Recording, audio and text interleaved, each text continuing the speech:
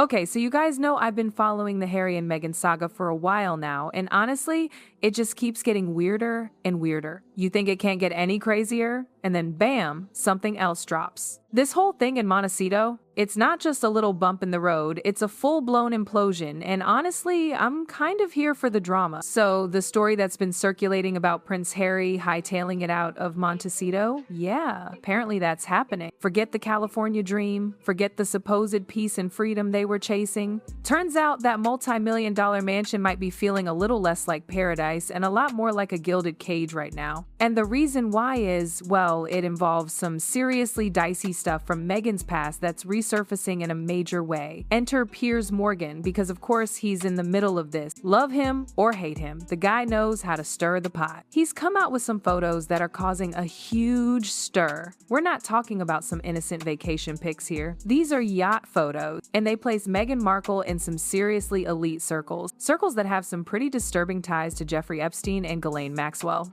I know, right? It's like, how much worse can this get? These are the same circles that basically destroyed Prince Andrew's reputation and forced him into exile. And now it looks like they're threatening to do the same to Harry's carefully constructed life in California. The irony is just too rich. Harry spent years burning bridges with the royal family, calling them toxic, racist, everything under the sun. And now he's running back to them for protection. You can't make this stuff up. So, what exactly did Piers Morgan reveal? Well, it's not just about the photos themselves, it's about what they represent. He's been hinting at this for years, and he's finally dropping the hammer. Remember how everyone freaked out when Piers dared to question Meghan? He even got like 57,000 complaints to ITV. People were demanding he be fired. Meghan herself apparently even contacted his bosses to try and get him silenced. But Piers is still here, uncancelled, and he says it's because he's got the goods. These yacht photos, they show Meghan at exclusive events, like Soho House International opening. Apparently, at the Istanbul opening in 2015,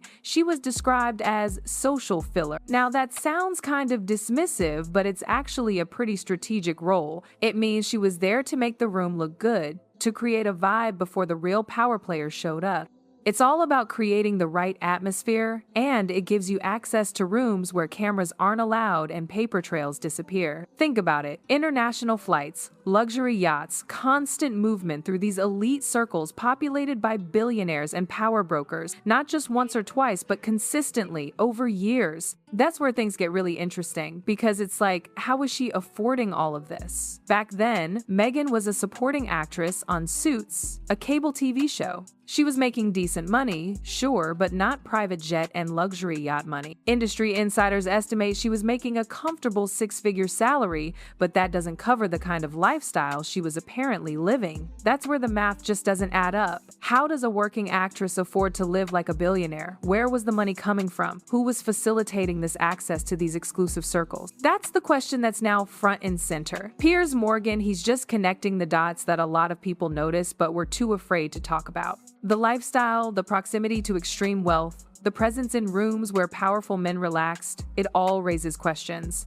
Okay, so it's not like anyone is accusing Meghan of, actual crimes, but people are remembering things. They're filing away these observations and inconsistencies, and they're waiting for context. Memory is patient, right? It just archives stuff, waiting for it to make sense later, and then bam! The same woman from those yacht photos suddenly shows up next to a prince wearing a tiara, waving from a palace balcony, and becoming one of the most famous women on the planet. Suddenly, those old memories, they've got a whole new level of relevance. And then you've got Ghislaine Maxwell. She's sitting in a Florida prison serving 20 years. Her social empire, totally gone. Her influence, vanished. Her future is basically razor wire and concrete walls. That's what makes her so dangerous right now. Here's the thing about human behavior that prosecutors totally get. People stay quiet when it benefits them, when they've still got friends who might help, when they've still got leverage, when they still hope things might get better. But Maxwell, she's got none of that. Her friends ditched her. Her money's been taken. Her freedom is gone. Her legacy is ruined beyond repair. She's got nothing left to lose, and she might have something to gain by talking. Apparently, according to sources connected to federal investigators, Maxwell is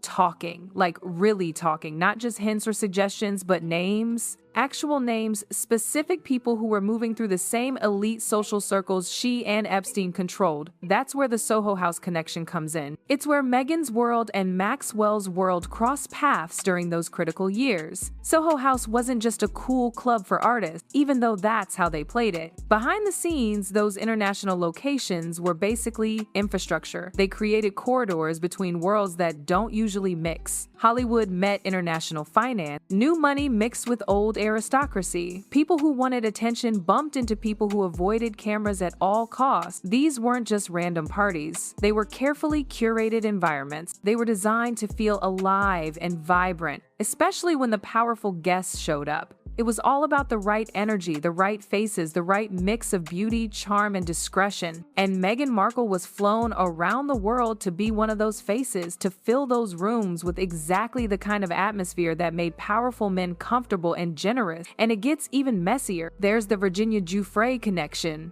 Remember her? The woman whose testimony destroyed Prince Andrew? Meghan's name almost came up in court, not as a defendant, which is important, but as a possible witness. Witnesses aren't accused of anything, they're just people who might have seen or heard something relevant. Apparently, there were 3 reasons investigators considered calling Meghan to testify. First, she lived in the US, which made jurisdiction easy. Second, she was supposedly close to Prince Andrew during a time that overlapped with the alleged abuse. And third, she was said to have been in Epstein's broader social circle during years when criminal activity was happening. Ultimately, she didn't testify because the case settled. But the damage was done just by the fact that federal investigators looked at her history and thought she might have something worth asking about under oath. You don't almost get called as a witness in a sex trafficking case unless investigators have a really good reason to think your testimony might be relevant. That should have been a massive red flag. But it got buried under all the royal wedding hype. Now, years later, with Maxwell talking and Piers Morgan releasing these photos, that near-miss testimony looks like a bullet that was dodged for a while but never really avoided. So while all this is blowing up, the yacht photos, the Maxwell stuff, Montecito is basically becoming unlivable for Harry and Meghan. It's not just one thing, it's like everything is collapsing at once.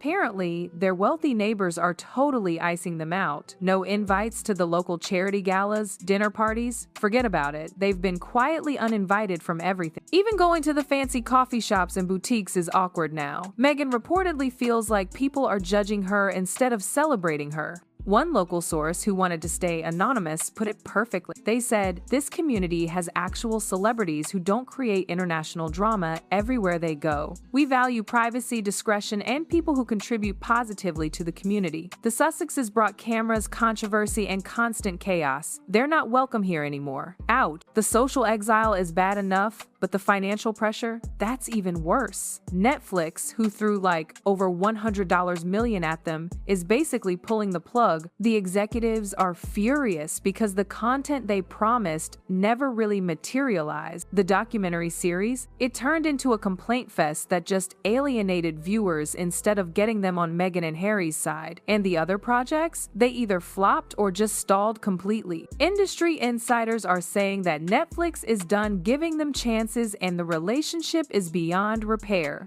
One source was brutal. They said, "The numbers don't lie, and Harry and Meghan simply aren't delivering the audience engagement or subscriber retention that Netflix expected for that kind of financial investment. They're basically poison to the brand." Double out. And then there's the Archewell Foundation. The staff exodus is like a case study in organizational disaster. 11 people, experienced professionals who moved their lives to build the Sussex empire, have all abandoned ship. That includes the executive director, James Holt, who was in their Netflix doc and moved his family from the UK to help build the Archewell vision. He lasted long enough to realize it was unsalvageable before he quietly left. The head of PR? 7 months, that's all she could take before escaping. In the nonprofit world, that kind of quick exit is a huge red flag. It screams that the work environment is awful, the leadership is dysfunctional, or both. The financial pressure is crushing them. That Montecito mansion costs $14 million. The property taxes are 6 figures annually,